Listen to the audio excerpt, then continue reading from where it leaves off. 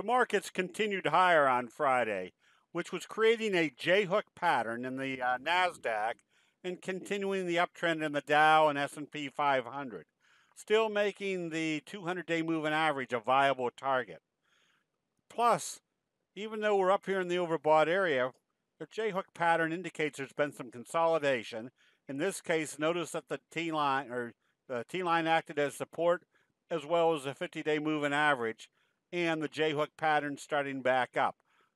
Positive trading on Monday would indicate a continuation of the trend, hopefully up to the 200-day moving average, which would indicate there's still some more upside in this market. The fact that we're seeing J-hook patterns setting up, that's making for very high probability trade setups, especially with the J-hook patterns.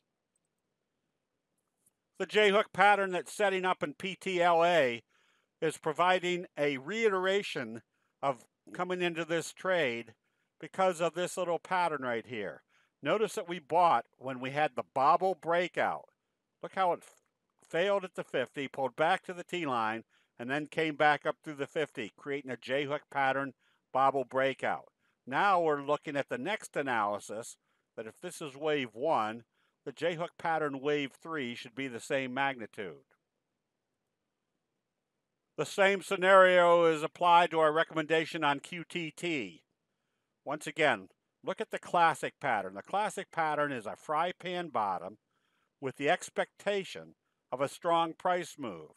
A J-hook pattern has a prerequisite of a strong price move before consolidating. In this case, you can see it was pretty well holding at the T-line.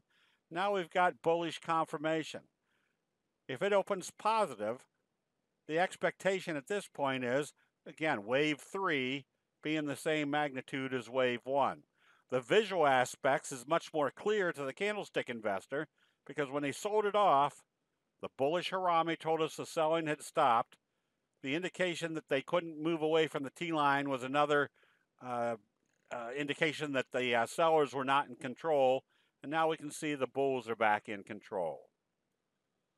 The simple analysis of what should happen, especially on a J-hook pattern, bobble breakout, put us in the right position immediately on a trade on Micron, MU.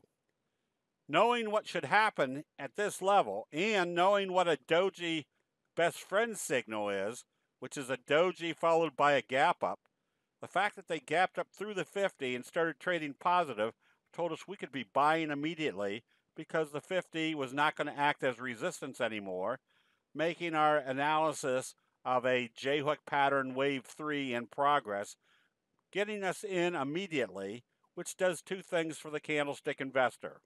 One, gets you in early on a profitable trade, or two, if the trade fails, you've got a very small indicator to show be back out of that trade. So you create that old sage advice of cutting your losses short and let your profits run, but nobody tells you how to do it.